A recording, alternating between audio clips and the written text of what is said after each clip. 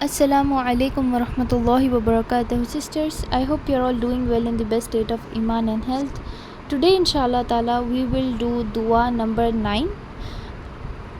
Dua number 9 can be around 5 to 6 lines. Okay, so I do not want you to feel that it is very long, to get afraid, to step back from learning this dua. This dua is amazing and it's very important, so keep doing your best. Let's look into dua number 9. A'udhu billahi minash shaitanir rajim. Bismillahir rahmanir rahim. Rabbi shrah li sadri wa yassir li amri wahlul 'uqdatam min lisani yafqahu qawli. Rabbi zidni ilma, Rabbi zidni ilma, Rabbi zidni ilma. Allahumma faqihna fid din, Allahumma faqihna fid din, Allahumma faqihna fid din.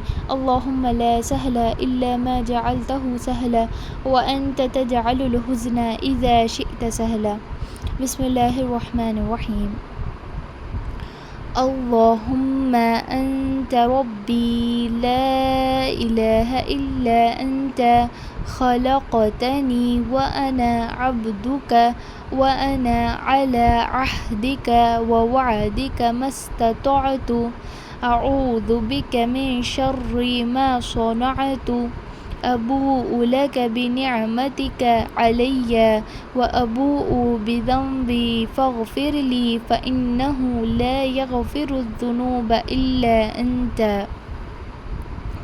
So this is your dua number 9. Now coming to the pronunciation part of this dua, let's dive in. The first word that we see here, it is Allahumma. I have mentioned in your last week's lesson that whenever you see the word Allahumma, you will not pronounce it as Allahumma, it is Allahumma. Anta Rabbi la ilaha illa anta khalaqtani. Now if you look this word khalaqtani, both the letters of ka sound are present, khaf and qaf. Do not interchange their pronunciation. Every letter, as we have learned before, has its own sound. So how do we practice this? If you are having a difficulty, what you can do is divide the entire word in 3 parts. First, practice kha, kha, kha, laq, laq, laq, tani, tani, khalaqtani, wa ana abduka. If you look into this word, there is alif, noon and ain. Many people, because they know that they have to pronounce ain and it requires a little effort, they pronounce ana as ana, wa ana. This is not wa ana. If you are reading wa ana, it shows that you are not reciting alif, you are reciting ain, and there is ain before noon and ain after noon. But if you look into the text, there is alif before noon and alif ain after noon. So it will be wa ana abduka, abduka, wa ana ala. Again the same thing happening here. Before noon there is alif and after noon there is ain. So it is wa ana ala ahdika. It is not ahadika, it is ahdika. How do you learn this? Divide the word in 2 parts. Dika. I can give you for the example of For example, if you are having any cough tablet like Halls or Vicks, I don't know if you are not from India, I'm sorry, you will not recognize it, but any cough tablet that will chill your throat, okay, you will feel a cool air coming out of your mouth, and then for fun,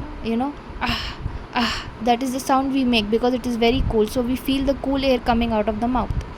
The same trick you need to apply over here. It is ahdika wa wa'dika. Now this word wa wa'dika you can mistakenly pronounce as vavadika. It is not vavadika. If you are reading vavadika, that means you are dropping ain jazm, that is you have completely removed ain there. So how do you read it? You break it. Wa is already there, you know how to recite it. Now recite the wow with ayn jazm. Wa, wa, not va, wa. Dika, mastata'tu, mastata'tu. If you look into this word tata'tu, there is two letters of ta sound, ta and ta. Mas is very easy to recite, you do not have to break it. Coming to the ta sound, how do you say? Masta, masta, masta. Ta'tu, ta'tu, ta'tu, mastata'tu. A'udhu bika. I have mentioned about this word particularly before that many people mistakenly recite it as auzbika. A'udhu bika. It is not, both of the pronunciations are wrong. You say a'udhu bika min sharri ma sana'tu. Now there is swad here and ayn here. Both of the words require a little effort. So how do you pronounce it? For saw, I can tell you in English. If I write this word down for you, it will be SAW. So for saw, if you are finding difficult, just remember the SAW of English. I saw you yesterday. Just say saw. Ma saw, saw.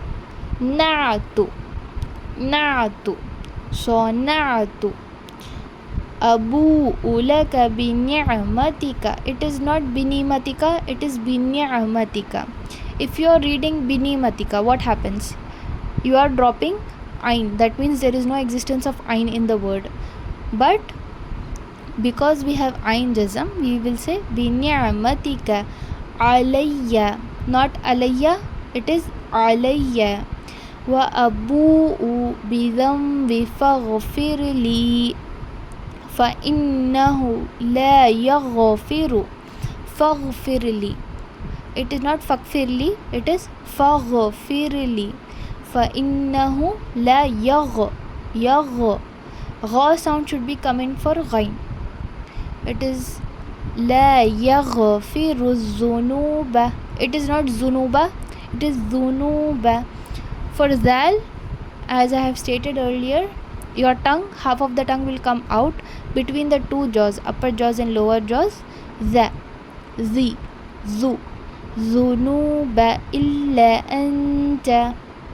This is your dua number 9. So for this dua, you can feel a little scared, thinking that, okay, first of all, this dua is 5 to 6 lines, and again I have so many hurdles of the pronunciation that I have to be very careful about. I will tell you about, I can compare this learning of this dua with the obstacle race. If any one of you have ran an obstacle race in their school days or any time, okay, or if they have seen any racer who is racing the obstacle race, you will notice one thing, that the person who is running will not look down seeing the obstacles. They only look at the goal, they'll only look at the finishing point. Yet they will know how to jump. What happens is, when they practice, when they are initially learning how to run an obstacle race, they will obviously look into the obstacle, how tall it is 3 centimeters, I should jump 5 centimeters. Definitely they will look into that, and they will fall. If, of course, with practice, when they are practicing, they will fall. But once they keep running the same path with the same obstacles time and again, what happens is they get used to it. So they don't have to look down while running. They don't have to specifically look into the obstacles that, okay, this is coming, I have to jump. They don't have to calculate. They are already experienced, so they know how much is required to jump to cross that obstacle. But their vision is always on the finishing point. Similarly, this is the dua.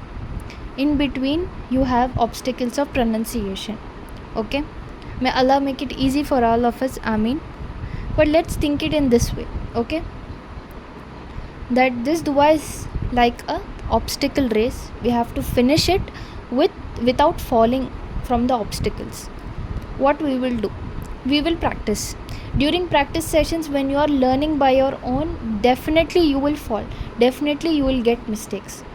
Everybody gets mistakes. I also got so many mistakes when I was learning this dua with pronunciation. But as you keep going to the same obstacles, the obstacle is not changing here.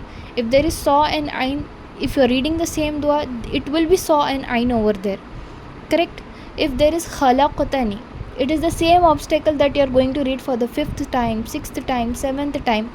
Maybe after 10 times you get the word right, you are going to pass it very easily. Now you know how much pronunciation is required, where I need to pronounce it a little thick.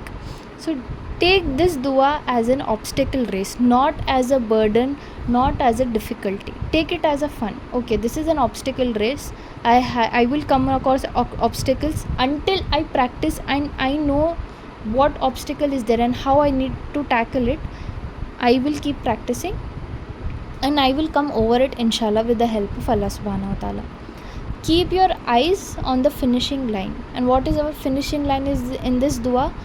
That we learn it, we practice it with pronunciation, and we implement it in our daily lives. This is the final goal of this dua for this obstacle, okay, obstacle race. So do not take this dua as for learning, as in difficulty, as a burden, okay? Take it as an obstacle race. Coming to the translation of this dua, let's move into the translation. The translation is very beautiful indeed. The translation is, O Allah, you are my Lord. None has the right to be worshipped except you. You created me and I am your servant, and I abide to your covenant and promise as best as I can. I take refuge in you from the evil of which I have committed. I acknowledge your favor upon me, and I acknowledge my sin. So forgive me, for verily none can forgive sin except you. I would insist every one of you that if you are not able to memorize any dua with the meaning, at least this one dua, read it with meaning, learn it with meaning. It's very beautiful. I will tell you again why. Let's move into the benefits, because this point that I'm insisting on is mentioned in the benefits. Coming to the benefits, Shaddad ibn Aus radiallahu ta'ala anha narrated that Prophet Muhammad sallallahu alaihi wasallam said, whoever says this dua during the day, believing in with certainty, then dies on that day before evening comes, will be one of the people of paradise. And whoever says it at night, believing in with certainty, then dies on that night before morning comes, will be one of the people of paradise. Subhanallah. Look at this hadith. Maybe our struggle of learning this dua is like a small plateau, okay, a small mountain, okay. Maybe our efforts and the practice and the difficulty that we are having is like a small mountain, but look at the reward of this. It is the tallest mountain of the world. That is the huge, even greater, to be honest. Look into the hadith. What is the hadith saying? If you recite this dua, that is in morning askar and evening askar, if you are reciting it in morning askar with certainty, that is with belief. How do you get belief in this dua? How do you be certain of this dua? When you learn with translation, right? Because you know what you are reciting. You are not just saying the dua, you are reciting it with the belief, you are reciting with the knowing, acknowledging its importance. If a person recites the dua with certainty, condition here is with certainty, and that person dies before the evening comes, that person will be entered into Jannah by Allah, inshallah ta'ala, one of the people of paradise. And whoever says this in night, that is during the evening askar, and they pass away before the morning comes, they will be admitted among the people of paradise. Subhanallah. We just have to recite this dua with faith, along with all the good deeds. This dua is like a cherry on the top for us, okay, to have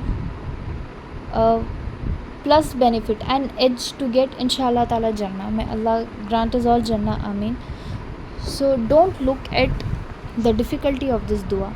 If you need motivation, if you are getting tired, if you are getting lazy, if you are feeling it very difficult, look into this hadith for motivation.